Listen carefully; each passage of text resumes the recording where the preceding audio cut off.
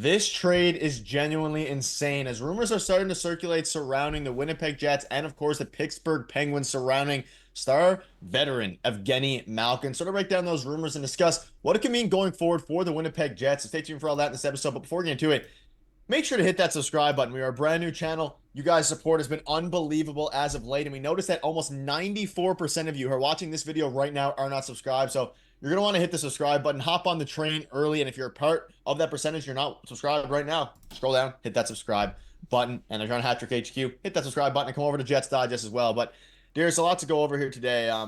Very interesting things are starting to circulate surrounding the Pittsburgh Penguins, potential trade. And it is a little bit crazy. We'll admit that off the jump. But fans are talking about it, and something I want to get into today. It's Evgeny Malkin. Now, obviously, the Winnipeg Jets are off to a phenomenal start. They're 16-3. We know how good they have been this season. We know that they're probably going to look to upgrade, most importantly, their blue line. But there is a world, and I'll ask you, Darius, where the Winnipeg Jets could maybe be shopping in one of the higher end talents, and that is, of course, Evgeny Malkin. And we know a report came out a few days ago that Malkin's priority creates a roadblock for Penguins in trade talks. And basically, the Penguins are open, and Kyle Dubas is open to trading everybody not named Sidney Crosby, and that includes Evgeny Malkin. Now, there's a few roadblocks here. For one, of course, Evgeny has a no move clause. Would he want to go to the Jets? On initial thoughts, you're thinking maybe not, but they're 16-3. They might have the best chance out of any team to go deep in the playoffs this year. And again, he has a full no move clause, so if he doesn't want to go anywhere, he doesn't have to. 2 seasons remaining on his contract at $6.1 million.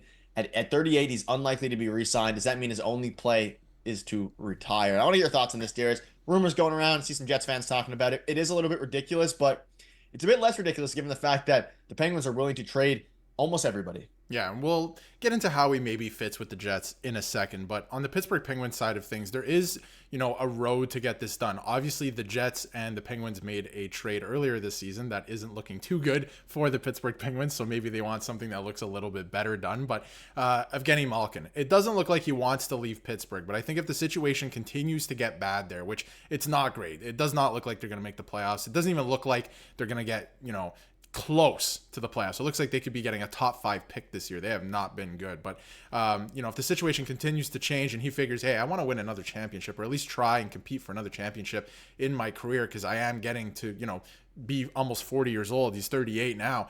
He could be looking at the Jets. The Jets are a very good team. So I think it's a very interesting fit. I think Pittsburgh wants somebody back in return for Evgeny Malkin or, most of their stars that they're going to look to trade. They're going to want NHL ready caliber talent, not like a prospect or, a draft pick or anything like that. Maybe a prospect that's close. I could see that happening, but I think they're going to want some NHL caliber talent as well. So it could be a very interesting fit. I'm not sure if it gets done. It's a little absurd. It's a little out there, this trade proposal, but I think that there could be a fit in Winnipeg, especially if the situation continues to get worse in Pittsburgh.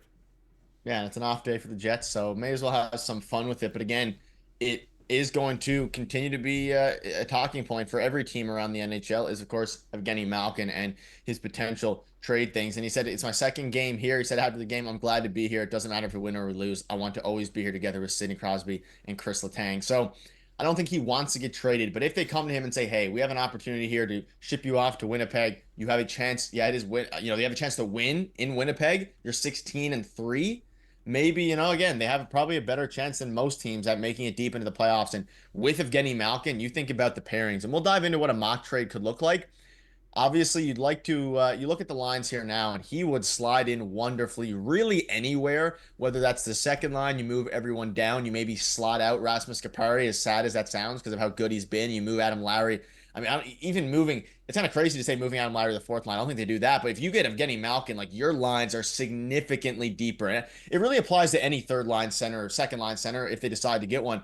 There is some room to upgrade, but I don't know if the Jets necessarily want to make a huge move because of how good they've been playing. They don't want to mess with the chemistry too much. But if there's one guy in the NHL and really among the past decade that would fit seamlessly into any team, it would really be Evgeny Malkin, a very good facilitator, one of the best of all time. And now we're seeing, alongside the amount of talent they have here.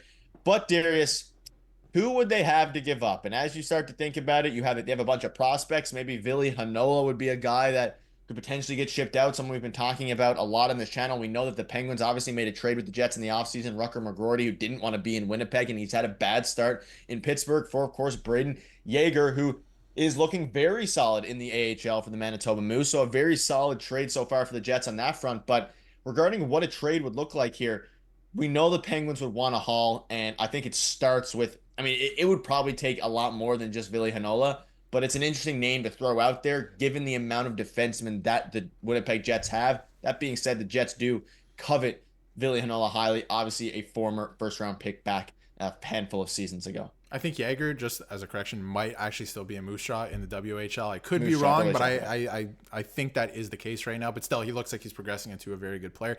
But like you brought up, a guy like Ville Heinola, and I know a lot of people are probably commenting right now or yelling at their phones or their TVs or whatever, that no, do not trade that. Do not make that trade. But I think it's something to look at. I think, I saw a few comments yesterday, and I'm even thinking myself that, the Jets and management, when the physicality goes up in the playoffs, you might want a guy like Logan Stanley over someone like Ville Heinola. And I mean, that's just the fact of the matter, right? When it gets more physical, a guy like Logan Stanley is bigger. He can probably play a more physical caliber of hockey. So maybe you look at trading a guy like Ville Heinola, although I don't think that's very likely, and I don't think that this trade itself is very likely. I will say that. But it's an interesting prospect to look at. And again, he's a guy who's dealt with a lot of unfortunate injury problems, right? The last couple of years, he hasn't really gotten into games.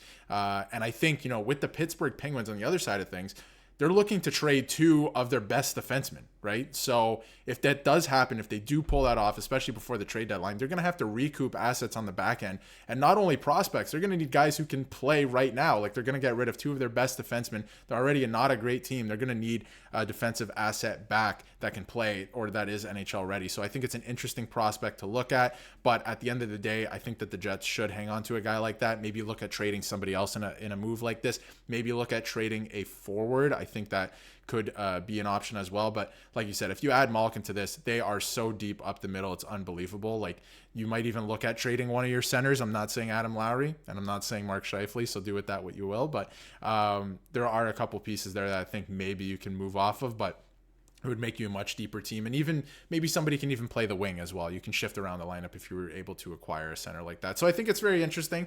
I don't think it's very likely, but I think that there is a couple options here for the Jets to improve both offensively. And hey, maybe you make it, a huge trade. Maybe you acquire Pettersson as well in the trade, as we were talking about as well. But that's a topic for another video. Yeah, and again, probably not likely. And you were right. Yeah, Jaeger is with the Moose Jaw Warriors, not the AHL. But at the end of the day, I think they have a lot of prospects they could use in a trade. But they have a very, very good prospect pool. The Winnipeg Jets, that is. And they got even better with the Rucker McGroarty trade. So it's gonna be interesting to see what happens. And ultimately, it's gonna come down to it's probably not going to be Evgeny Malkin. We know that. But whether they choose to upgrade the center position or really any position on the offensive forward group for the Winnipeg Jets is the big question. Because you know how good their defense is, but I think defense might be a bigger priority. So maybe they get a Evgeny Malkin and Chris Letang trade. But that'll wrap it up. Let us know down below what your thoughts are. And again, make sure to hit the subscribe button if you're on Jets Digest, new to the channel. We're on the road to 500 subscribers. So make sure to hit that button. See you guys later.